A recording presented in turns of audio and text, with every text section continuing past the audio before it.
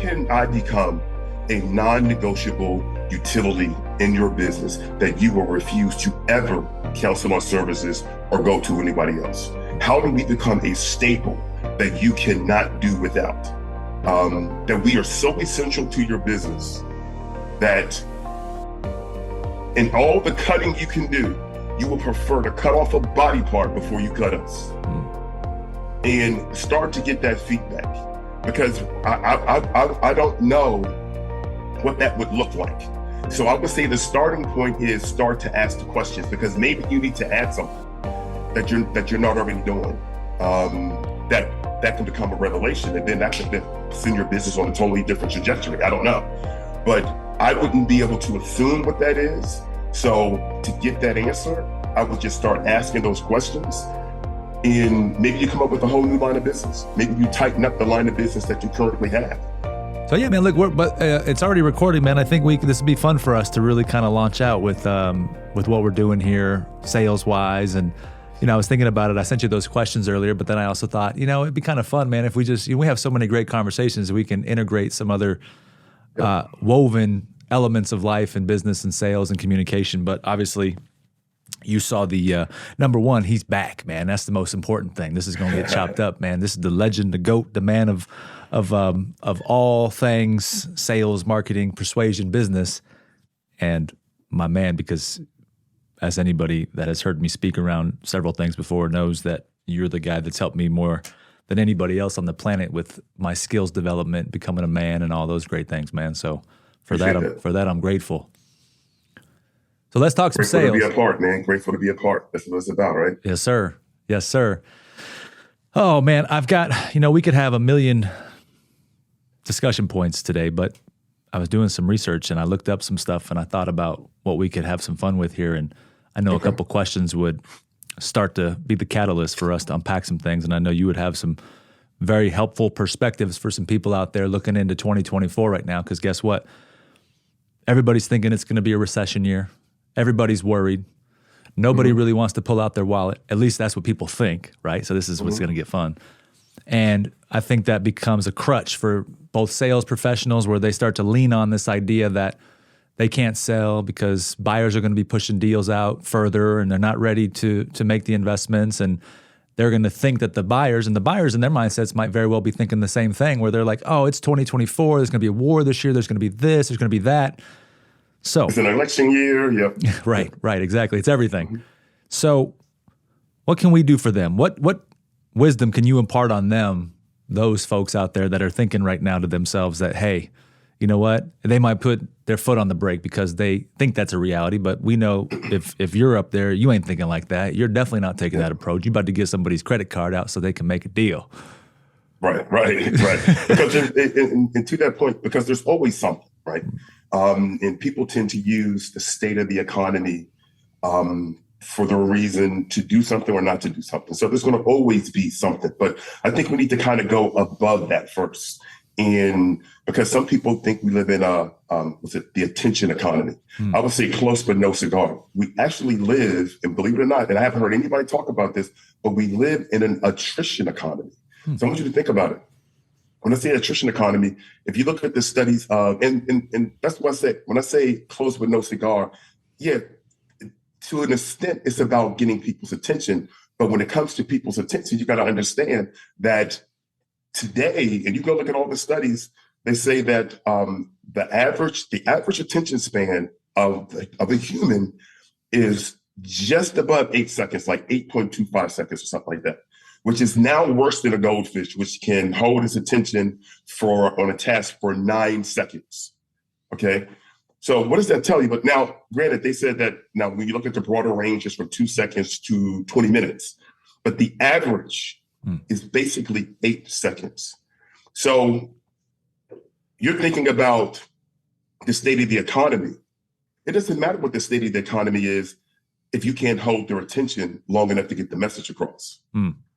So the question is, independent of the economic environment, the mental environment is the average attention span is 8 seconds. So my question for you is what can you say or do or demonstrate within 8 seconds to get them hooked for another 8 seconds. Then get them hooked for another 8 seconds. And then I even go further and say, not only are we in an attrition economy, but we're in a scrolling society. People scrolling, right? They're scrolling away on let's say Facebook, scrolling away on TikTok, scrolling away, they're just scrolling through their feeds. So you kind of have to seize the 8 seconds, and then you have to stop the scroll. But now, and I'm talking about like getting new business, right? Right. Now, when you talk about, because you mentioned like, people using fear to push the deal out, right? Well, there's that old saying, fight fire with fire, right? Well, if somebody is fear driven, you fight fear with fear. To me, it's not even complex. The easy solution in my mind is I have to find a fear greater than the fear of not doing it, right? So if a person is pushing the deal out, whatever the excuses are, and that it's a fear-driven decision, well, my question is, what happens to you in the business and all these other things that are important to you if this doesn't happen, if this doesn't get done? And then I want to expand on that. I want to amplify and magnify that, and then just kind of test it and ask, let me ask you out of curiosity, what scares you the most? Making this deal happen and going forward, or experiencing all of this, right? Because again, we're not going to really know. We don't want to assume. We want to start putting this stuff out there and testing it. But the only way, in my opinion, and again, people can disagree, the only way to get a person who is stalling because of fear, right? Because to them, it's a greater fear of doing it than not doing it, right? There's more satisfaction, there's more contentment, there's more comfort in not doing this deal for whatever the reason is. You have to shake that up. And salespeople are traditionally trained to focus on content, right? So when I say content, it's what they say. I got to think about it. They're running through their head, through their flip book of comebacks and rebuttals. And now they're trying to fight content with content, when sometimes what you need to do is change the context, change how they're viewing the content, viewing the entire situation. And that's what I talk about, asking these alternate universe questions, which is something we can kind of go into a little bit later, maybe at another time. But I think we kind of make it harder than it needs to be. But if I was going to reel it all the way back in, you need to be more concerned about the client sincerely, and not just about your pockets or about your own personal scoreboard, your own personal commissions, and your own bottom line. Because if you do want to look at the economic environment, which by the way, there's all kinds of things you should be scanning for as a business owner or as a salesperson that impacts your business. It's not just the economy. There's technological changes. Tell me technology doesn't impact how you run your ads. Of course it does. So technology changes, you could look at that as a macro change. And then the micro changes can be, how is tech changing when it comes to running ads on Facebook or Instagram or TikTok or whatever. But you should always be looking at that, staying fluid, knowing that there's things that are going to be changing. But it's not just that. There's trends that change, society that changes, policies that change, politics that change. So there's all these different changes that we should not be taken by surprise. If you know that rates are rising, right, that because the economy is getting hot and things are expanding and the Fed is raising rates, if you know just the basics of economics, you know more often than not, it always leads to a recession, because now they want to cool off the economy and they're going to start cutting rates and the economy starts to contract. If you have that basic insight as a business owner and you know that you're in an inflationary environment, you are front running the recession. You're not waiting for the recession to show up at the doorstep and be like, we're in a recession. You knew it was coming. So it's kind of like that old overused phrase from Wayne Gretzky. Like, they talk about he wasn't the fastest, strongest, or whatever. But he said he was always going where he knew the puck was going. He had that power of anticipation. So if he'd done this long enough, and you're able to look at the flows and the patterns in how things just you cycle through different things, you're not taken by surprise. You're not really concerned or worried. Not only are you anticipating it and preparing for it, you already have the strategies in place. But let me tell you what I think is the biggest thing to do, which I don't see a lot of people doing. And this is the one thing no one can argue with. And if you want to argue with it, you might as well argue with the wall, because it's going to be futile. There is one thing that remains constant regardless of the economic environment. And if you can become this to your marketplace, if you can become this to your client base, your customer base, you will hardly ever feel the impact of any economic changes. Think about when you're in an inflationary environment, you're in a recessionary environment, or, let's just say hyperinflation. We don't want to see that, right? What is the one thing that remains constant? Utilities. People are paying for water. People are keeping their lights on. More often than not, people are keeping their cell phones.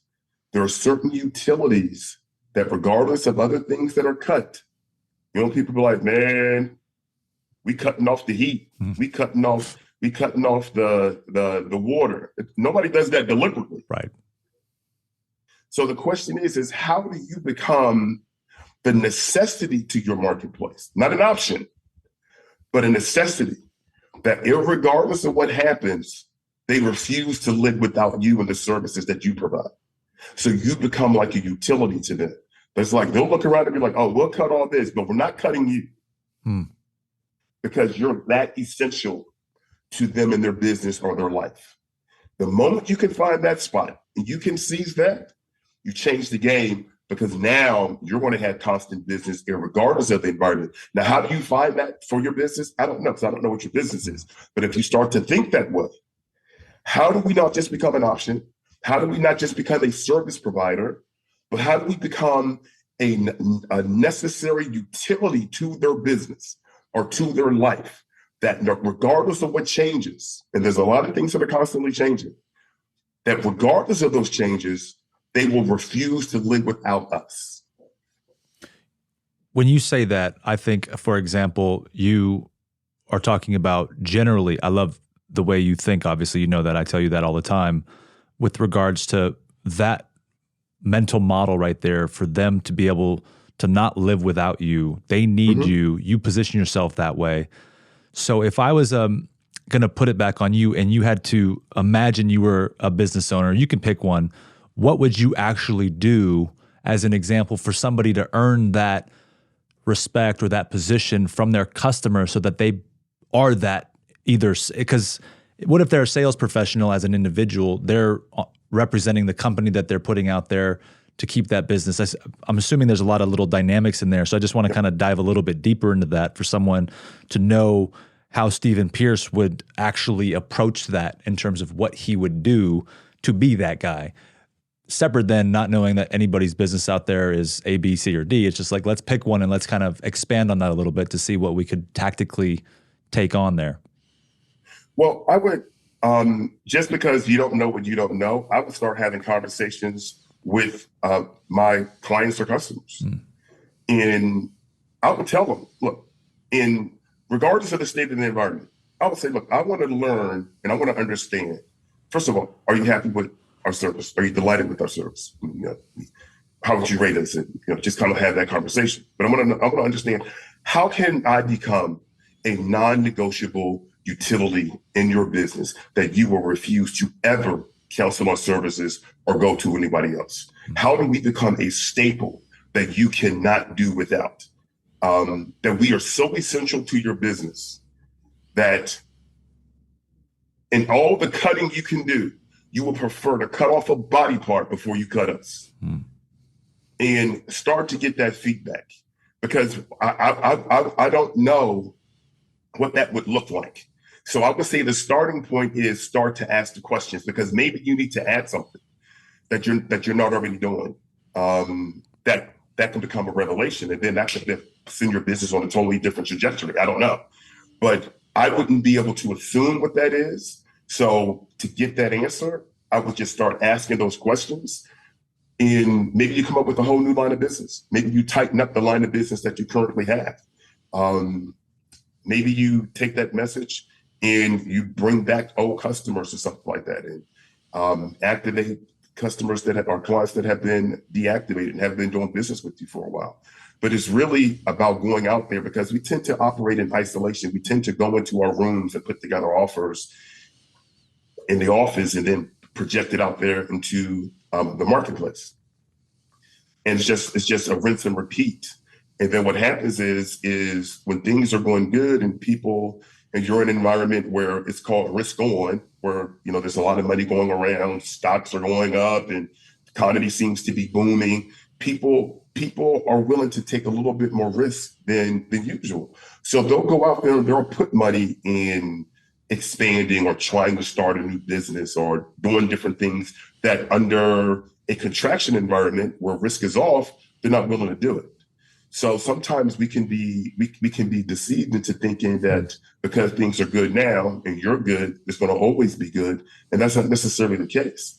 And when you're disconnected from the different nuances in the environment, economic environment, on a macro level, and then on a micro level, so how are all of these things impacting this? Let's just say you're in cybersecurity, you should be understanding everything that's going on as it relates to cybersecurity laws, what's happening with hacks and stuff internationally, what all the different cybersecurity platforms are, and whether it's the do-it-yourself with your laptop, whether it's network-wide, and just all those different things that are going on, and then policy changes, the releases of new worms or Trojans or groups, and all that kind of stuff and then understand, well, based on what I know about my customers and how they operate, the platforms they use, the system they use, the software they use, the hardware that they use, and how they function, how is this information going to be impacting them? And then you start to you're letting them know stuff before they even find out. So you all of a sudden become not just this trusted advisor, you become a hero to them. You become something that's a little bit different than just a service provider. But you really have to care about that space, about that industry, about what's going on. If you're into cybersecurity because it's a great paying job as an individual, and you like the money and you like the tech, and you love doing it at the level you're doing it at, maybe you don't want to dive deep where you're just plowing through all the data on what's going on with cybersecurity internationally and the different groups that hack. For example, I think with the hotel in Vegas that got hacked or something like that. Yep. These are places that are supposed to have the biggest and robust security systems. How did that happen?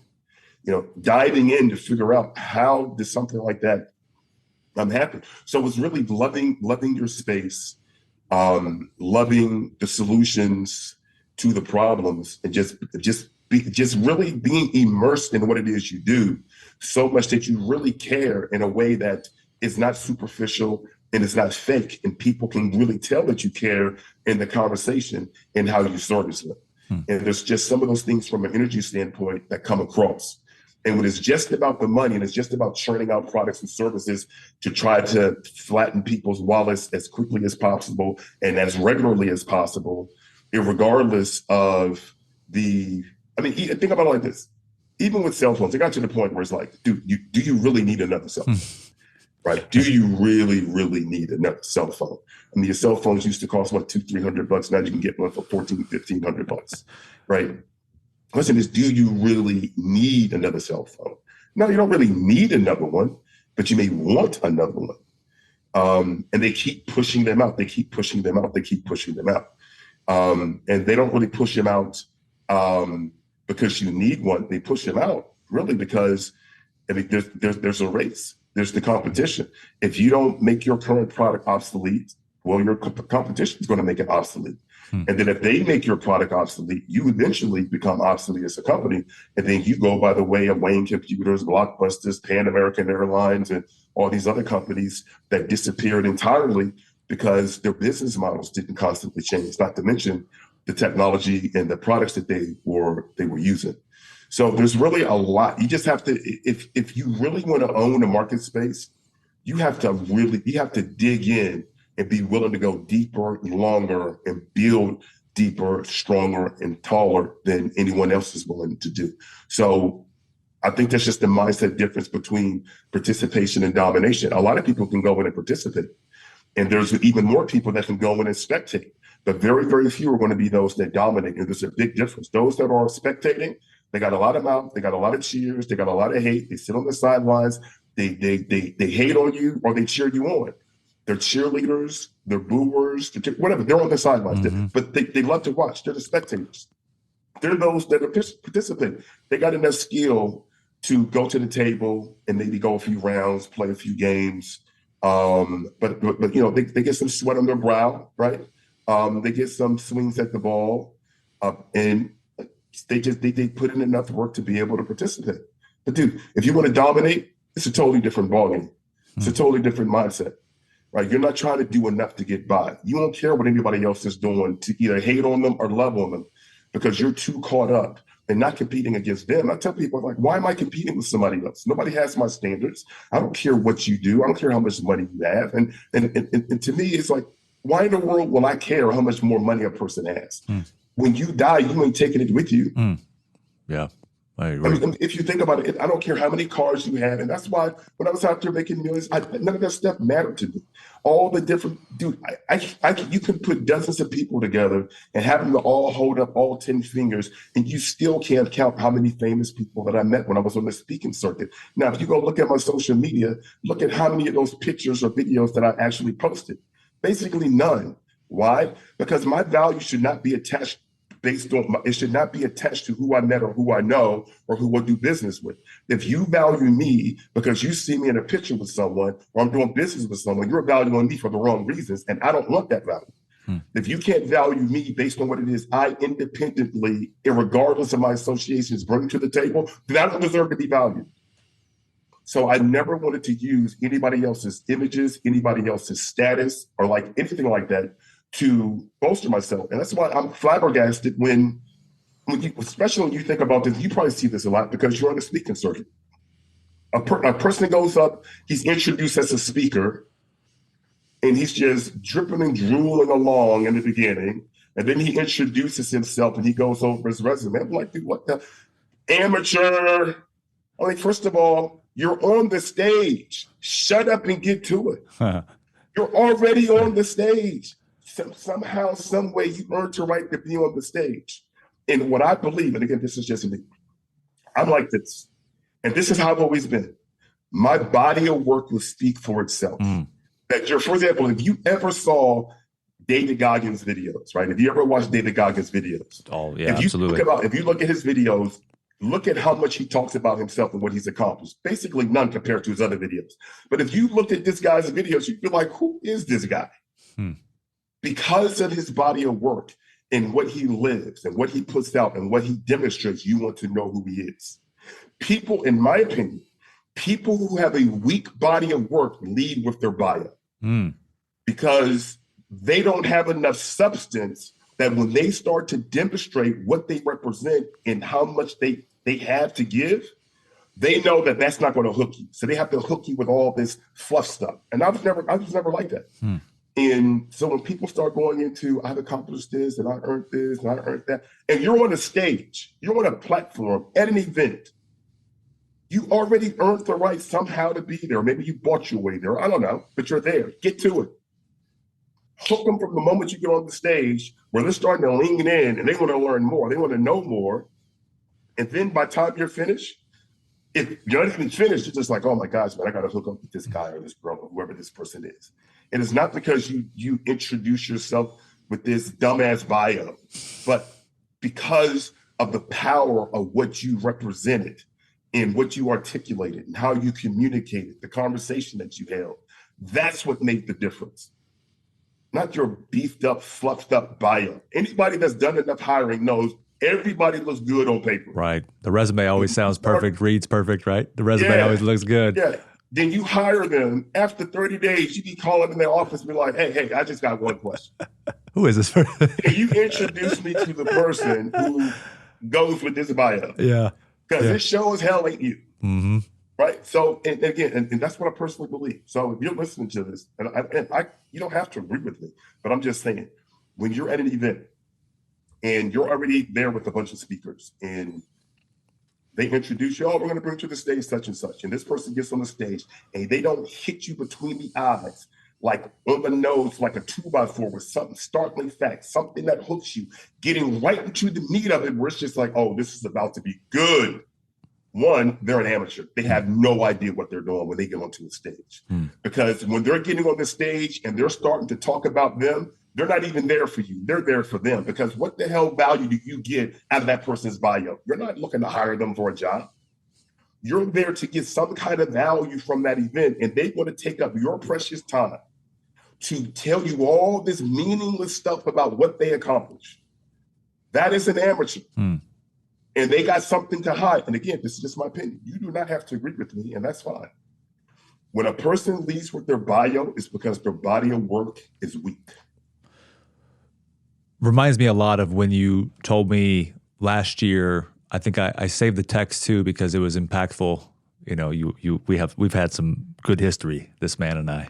And as much as he's punched me in the gut and we've thrown blows back at each other, I do save a lot of what you say to me.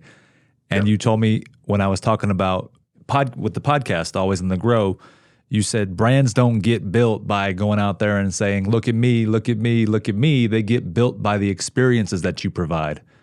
And I've crossed a lot of people along the way that have asked me the question, and I said, this is the best advice I got along that way, which is what you shared with me about the idea of building a brand, which is the experience that you create. So it kind of lends to the same thing you're talking about right there, right? You get better. Like Goggins, I think, for example, every time you see a video of him, he's running 50 miles, it seems like, and he's showing you the work he's putting in.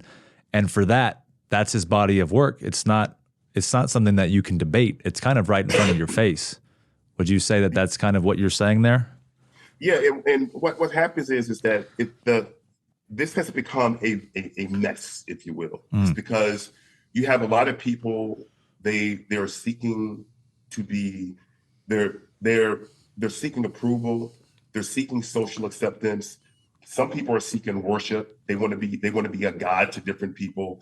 They're seeking status. So there's this whole thing about status, women wanting to be boss bitches, dudes wanting to be alphas, everybody wanting to, the girls want the biggest asses, the guys want the biggest dicks. So the whole thing is, I don't know if I can say this on the show. Yeah, you could, man. You can say whatever you want. But and speaking real, the whole thing is that people are playing with appearances. They're not really digging for substance, because it's easy to play with appearances because you got Photoshop, you got doctors, and you got snapshots, and you can just print stuff and you can say stuff to alter a person's reality with your words, because right now people are easily susceptible to the imagery that goes across social media. So you can create this construct of an image and of a life to get people to buy into it, and then beat that up by buying likes and buying followers and buying comments and doing all these things. But people do this because they're trying to race to the top of popularity and status that is all really a race to the bottom in quality, because you don't really have a lot of people out there that have substance. And the reason why is because that's where the work comes in. So when you really, really care about what it is you provide, and it's really about the message and the impact. Look, I don't care if you like me. That's not what I'm here for. If what I say resonates with you, that's awesome. Then this is who it's meant for. I'm not here to create fans. I'm not here to create followers. I'm not here to please people that love me as fans, or to try to convert people that are haters but still fans. And I think because we're so driven by this social approval, we will do anything that we can, more often than not, to survive this social environment. And surviving this social environment, being able to fit in. I tell people all the time, dude, I was never meant to fit in. I was born to stand out. So don't ever expect me to fit in to any place that I go. I'm born to stand out, and I accept that. Now, the thing is if I know I'm born to stand out, that I'm engineered to stand out, the worst possible thing I can do is try to shrink myself down to fit into an environment or to a society or to some type of construct that I'm not supposed to be fitting into. I'm trying to fit into these people's minds and these people's minds to be accepted by them, because I want them to think good things about me, say good things about me. There's nobody's brain on this earth that are firing new ones that I have raised up on a pedestal that I'm willing to bow down to do whatever it takes to get their social acceptance or to get their approval. It ain't going to happen. You lose yourself when you do stuff like that. There's no man or woman that's our God. There's no product that I can buy, that I can wear, that I can drive, that I can walk into and call a home that's going to make me feel better about myself. That's all superficial, right? Now you're just chasing, you're going to end up chasing the next high, the next newest car. Think about this. 10 years ago, the newest Lamborghini, the newest Bugatti, the newest BMW, the newest whatever. Everybody wanted. 10 years later, don't nobody want it. Who wants the 10-year-old car? The 10-year-old, who wants the cell phone from 10 years ago? BlackBerry, maybe. No, that's even that's like the original iPhone almost, man. It's BlackBerry's mid 2000s. Right, and guess what? They got us chasing. And if you're constantly chasing these things to feel happiness, you're chasing happiness, and happiness is going to be constantly eluding you. And the moment you get that newest thing, you get the girl, the guy, the crib, the car, the cash, the gig, or whatever it is. You're happy for a moment. You get that endorphin rush, you get that dopamine hit. Now you're going to go and you're going to start chasing the next thing. And I tell people all the time, I don't seek happiness. I understand happiness and I appreciate happiness, but I don't seek happiness. I look for joy in what it is that I do, regardless of people's feedback. Because if I feel as if I'm doing what I'm supposed to do, I'm going to screw up. I'm not going to be perfect. I'm going to make mistakes. We all have our trial, fail cycles where you want to be learning, and that's fine. That's what growth is about. But if I'm doing the best that I can at what it is I believe I'm supposed to be doing, I'm going to be finding joy in that.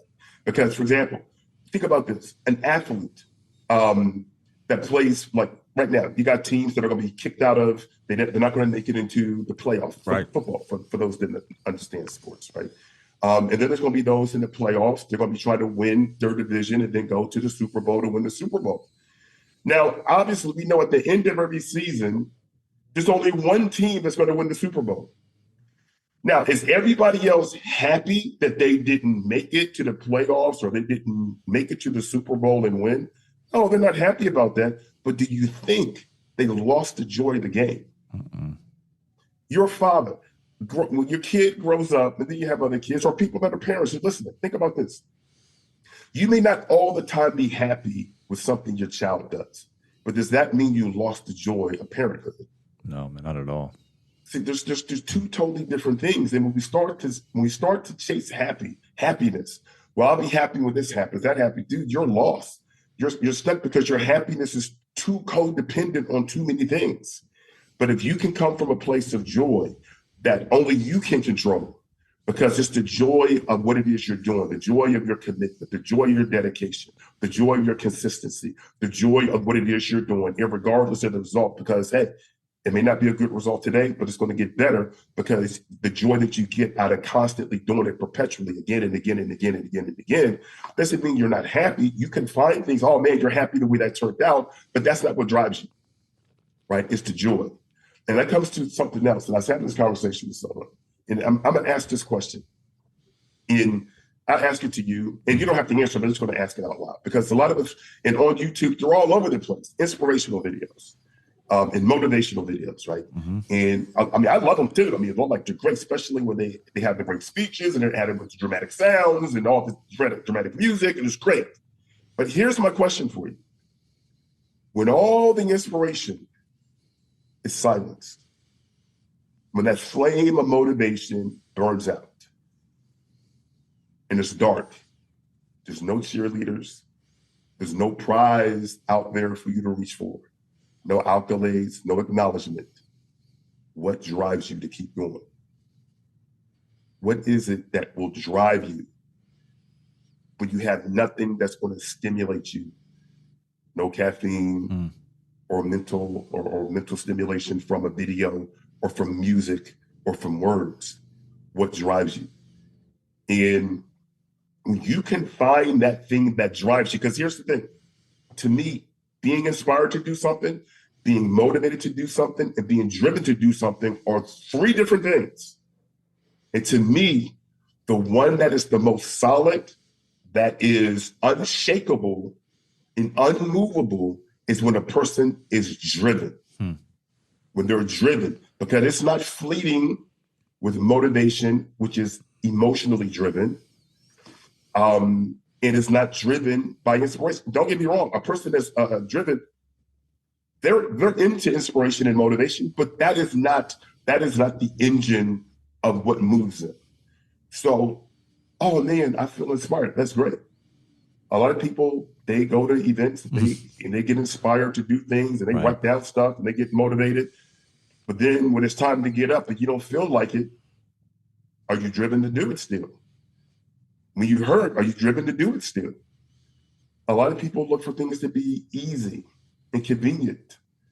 And if you're selling stuff, yeah, you do want to make it kind of easy, convenient, and affordable for your clients as much as possible.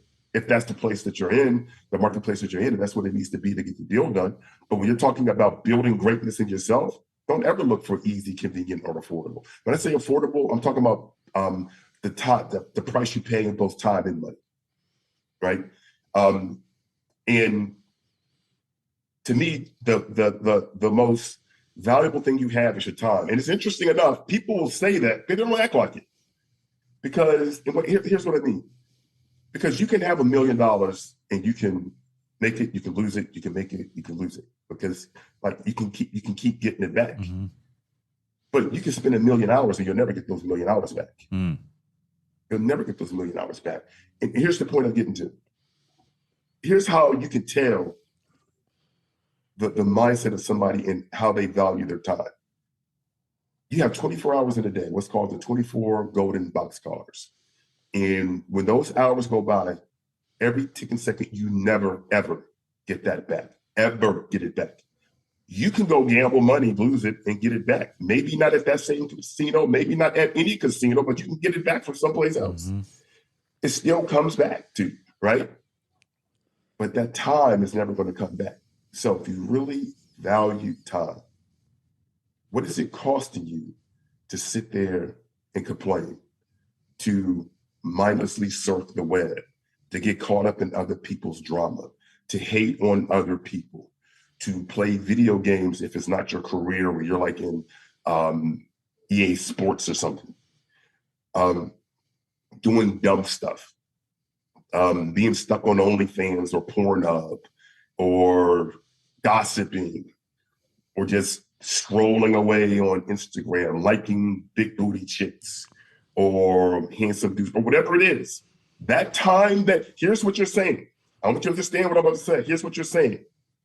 Out of everything you could be doing in your life right now with that time, the most precious and most valuable thing you have, that thing in that moment has the most value to you.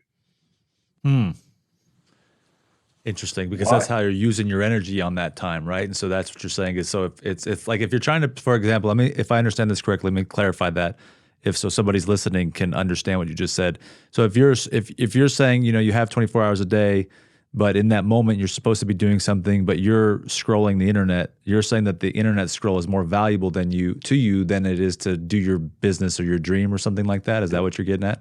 Yep, it's more valuable in that moment. It's the most valuable thing that you can spend that irrecoupable time on than being with your kids, your spouse, reading, studying, building your body, building your business, strengthening your relationships, or whatever. In that moment, that's what you have placed at the hierarchy, at the very top of what you value most in that moment. Now, I'm not going to say that's what you value overall, but in that moment. Yeah, but get a lot of those moments going together, and then all of a sudden it's like it's taken over your whole day, right? Yeah, it's taken over your whole day.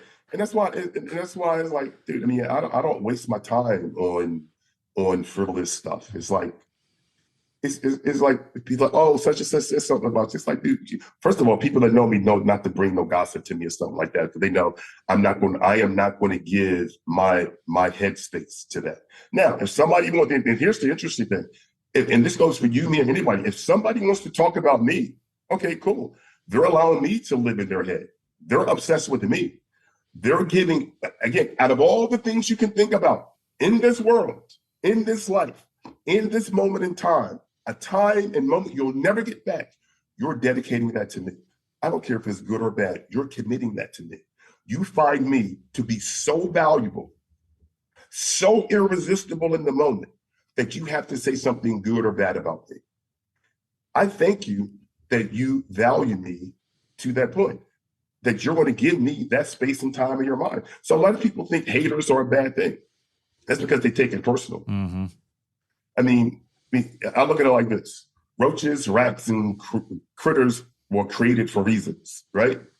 Haters were created for reasons. Haters, I mean, why get mad at a hater that's doing what they were born to do? Or what they've chosen to do? It's like, man, why you got to be a hater, dude? That's what it's like a rat. Why you got to be a rat? Because it's a rat. That's why it's being a rat, because that's what it is. Man, why is that snake being a snake? Because it's a snake. Why are you going to sit there and argue with a snake and be like, you should not be a snake? No, it's a snake. Why argue with haters and tell haters to stop hating? No, do your job. If you're going to be a hater, be a really good hater. Lean into that thing and be a really good hater. Right? Don't have hate. Fully hate if you want to be a hater. Right? Own your hating position. The thing is I'm not a hater, so I don't care. People hating on you. Okay, cool. Somebody's thinking about you. And that's why I tell people, look, people are obsessed over people and they show it in different ways. If somebody is constantly hating on you, they are obsessed with you. They're probably not going to admit it, but they're obsessed with you. Because you think about it. You only constantly think about and talk about things and engage in things that you have some level of obsession over. If you truly disdain something like this, do you like playing in dog crap or human feces? Is that something you would really enjoy playing with? No. So why would you go out there and play it, not to mention talk about it? Because it's disgusting. It's like, are you kidding? That disgusts me.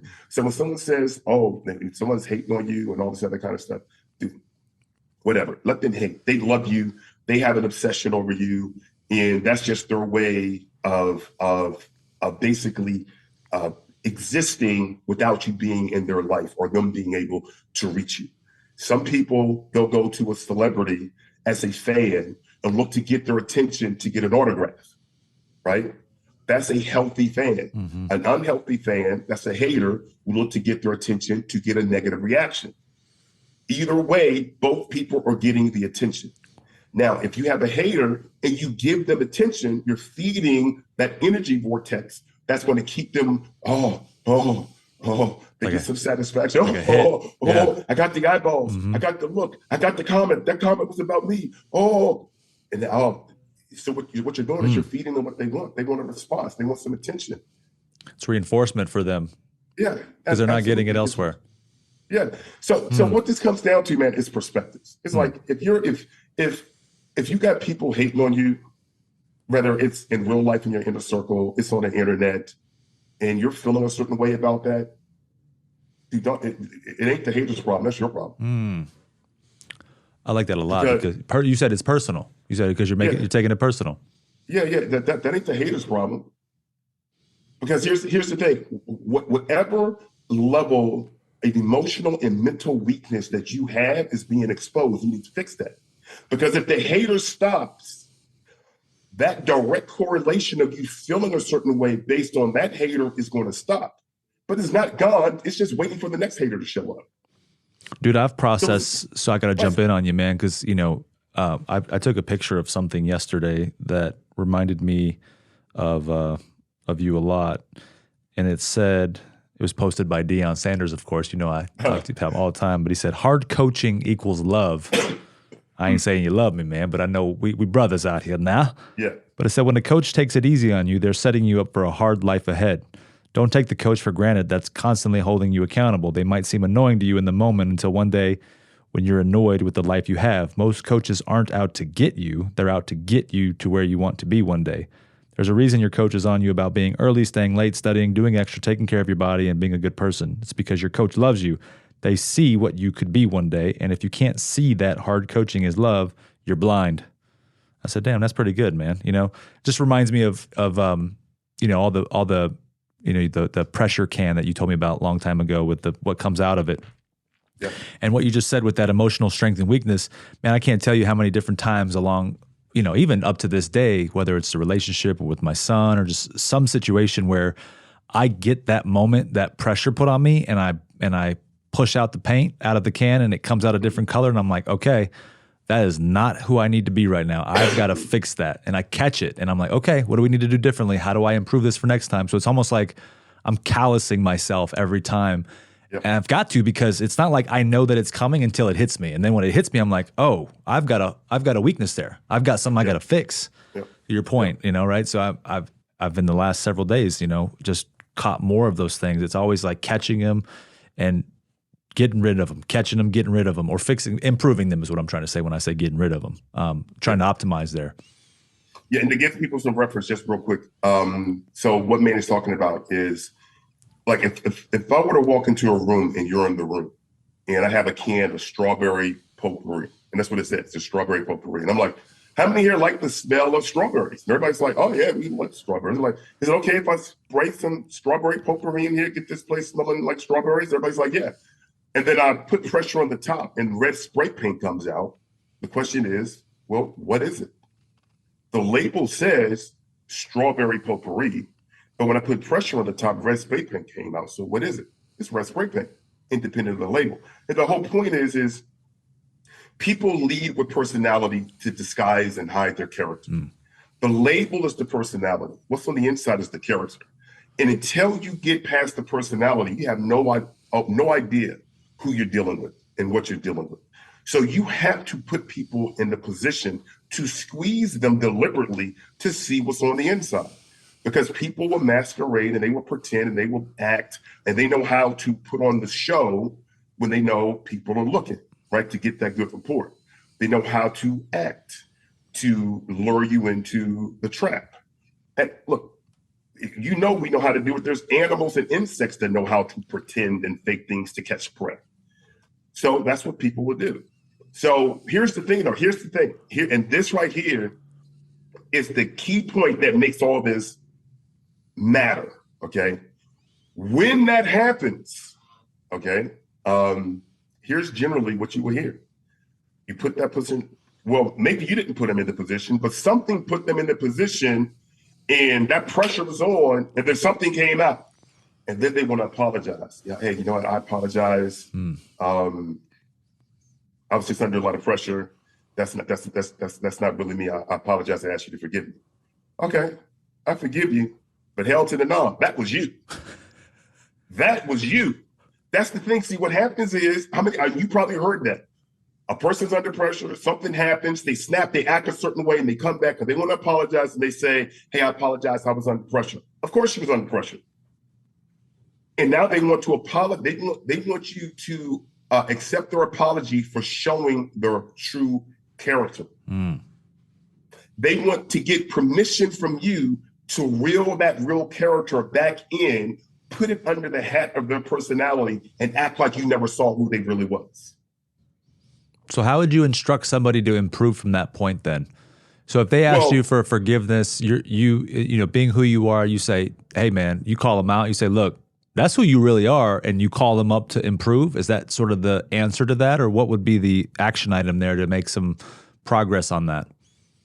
Well, you know me. My thing is I call them out on the spot, right? That's how I operate. My whole thing is you can apologize for your behavior, but that's how you are, dude. You got to do something about that. And look, and the thing is it's not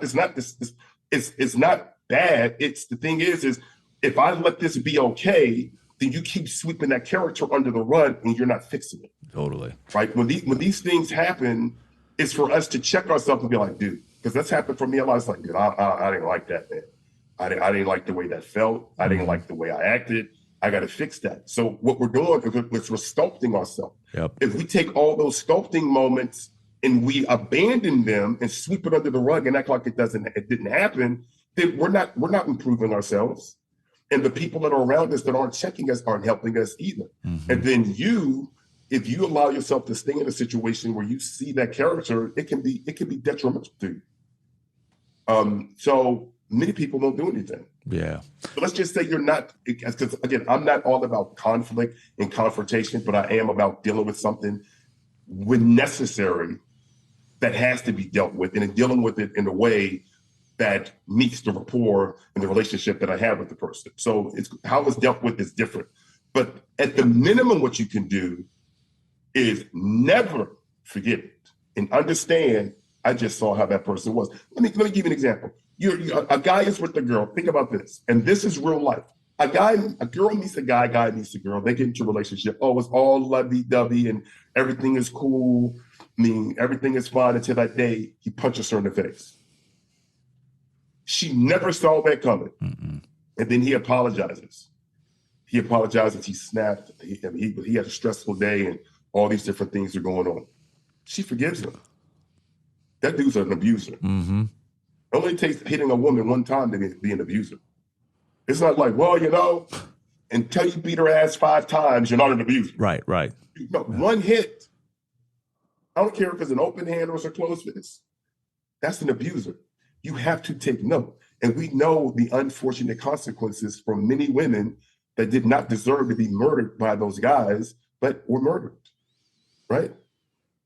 And it's unfortunate. And that's why we have to not allow ourselves to have these weak standards where we are so easily taken by people's personas and personalities. The internet is loaded with personas. That's all you see. Nobody shows you their character. Nobody is showing you their couple arguments on there. Nobody's showing you their bad deeds and bad behaviors on the internet. It's the perfect place. It's Wonderland on the internet, right? Nobody is showing you their real life on the internet.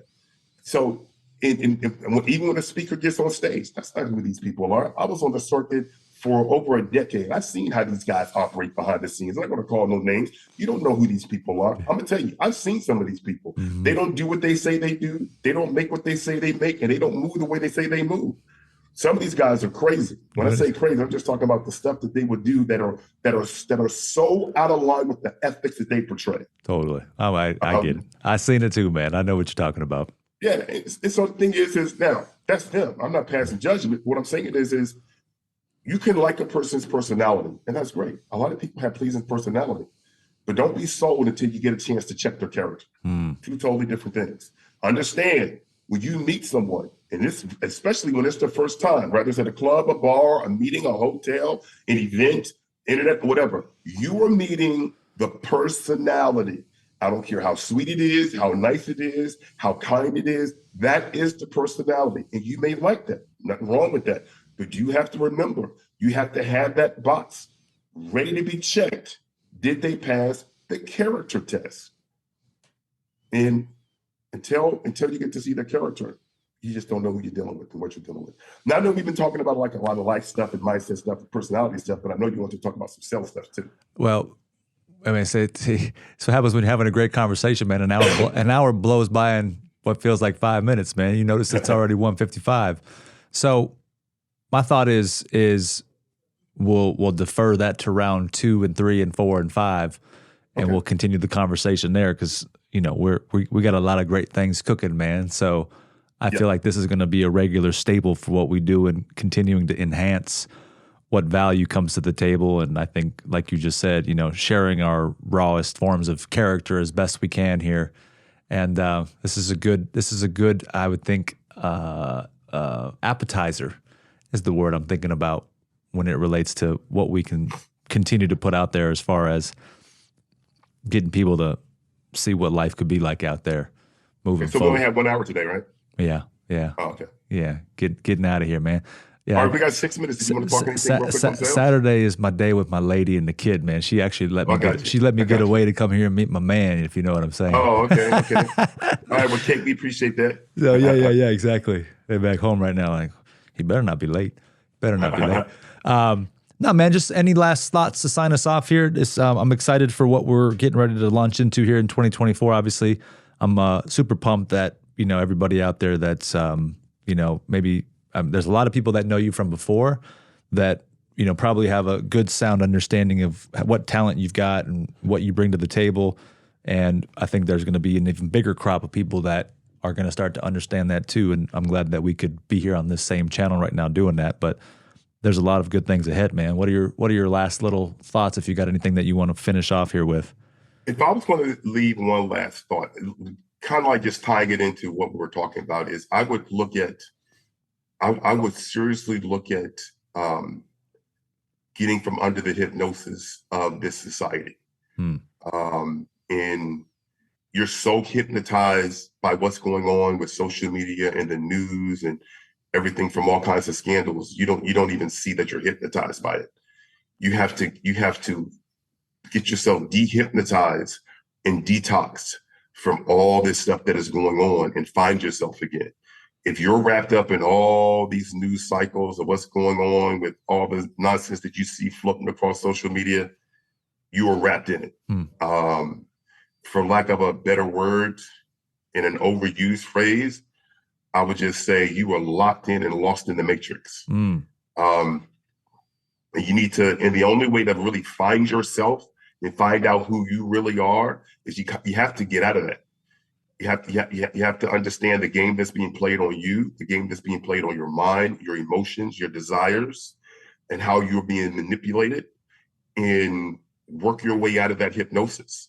And I'm talking about the manipulation for status, for money, for whether it's men, women, doesn't matter, sex, position, power, authority, material things.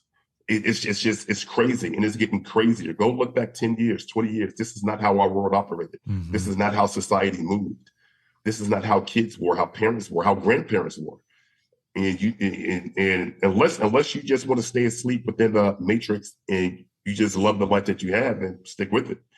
But I would make it a point to question everything, because we have a habit of believing what we believe and never even questioning, why do I believe what I believe? Why do I believe that about this? And we immediately will go to defend our beliefs without even really knowing why we even believe what we believe. And those beliefs are things that we have fed into and that we develop and that we adopted as a part of again, I'm going to use the word as overused, but just it's a word that you'll be able to relate to, I guess. The matrix. Question what you believe. Look at everything you believe about all kinds of stuff and ask yourself, who taught me to believe this way? Where did this belief come from? How does this belief hurt me? How does it help me? How does this serve me? What has this belief done to my life? Who am I? I want this. Why do I want this? What do I want this? And you start to find out you want certain things, not really because you want them, but because of the attention you think is going to get you, the acceptance you think is going to get you, the status you think is going to get you, the love you think is going to get you, all these external things. Because you don't feel as if you're enough, or that you can't survive or be enough without having this social acceptance from people that are just regular people. They're going to die. They're going to go back to the dust. They're nothing special in terms of we're all made of the same stuff. Now, granted, we don't use that same stuff the same way, but what makes them any more special? Their money? No, it doesn't. Go back 100 years and look at all the people that were the richest people 100 years ago, 200 years ago. Are they still here? No, they're gone. No, there's no amount of money you can have, no amount of status you can have, no amount of authority you can have, no amount of women you can sleep with or men you can sleep with or things you can achieve that's going to have you to stay and live forever. So the life you live it in a way that matters beyond material possessions and social status. Because if you're living your life driven by social status and material possessions and all that kind of stuff, you're not living it for you. You're living it for them. Because who gives you status? They give you status. They're the one that's going to say what your status is. Who makes you popular? They're the ones that's going to say if you're popular or not, right? Because they have all their algorithms. So you're living a life based on algorithms. Think about that. You're living your life based on algorithms, not based on your true purpose. Find your purpose and say no to the algorithms. Mic drop right there, man. That one went with a blast off.